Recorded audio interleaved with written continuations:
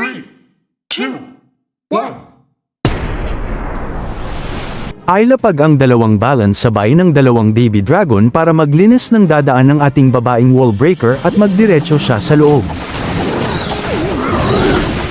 Lapag na natin ang binibining wall breaker, ang gagawin niya tapusin ang buhay ng Agilang Kanyon. Sabay lapag na rin natin ang mga babaeng albularyong may pakpak.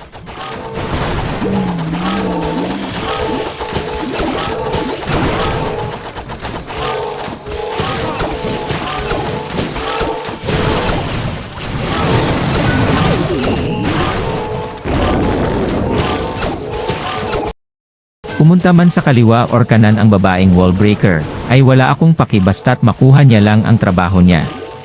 Wala kaming pakialam!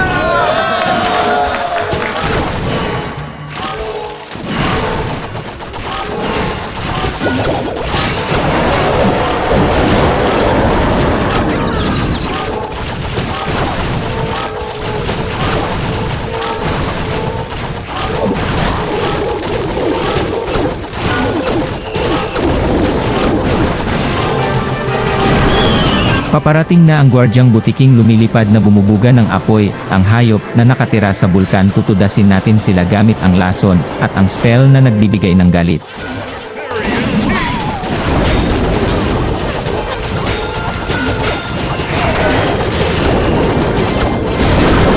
Lapag na natin ang ating makisig na hari, at kasama ang ating pangunahing hukbo ang mga minerong may dalang pala, ang mga lalaking na nakasakay sa baboy damo. Lapag tayo ng mahikang nakakapagpagaling upang hindi matukhang ang ating mga hukbo. Sobrang lakas kasi ng toreng bumubuga ng apoy.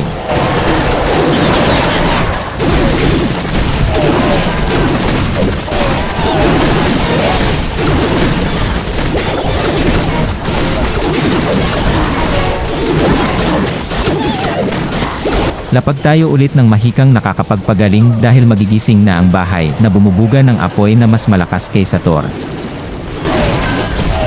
Pindutin na natin ang ability ng Grand Warden upang pansamantalang gawin immortal ang ating pangunahing hukbo habang sila na rin ay pinapagaling ng mahikang nagpapagaling.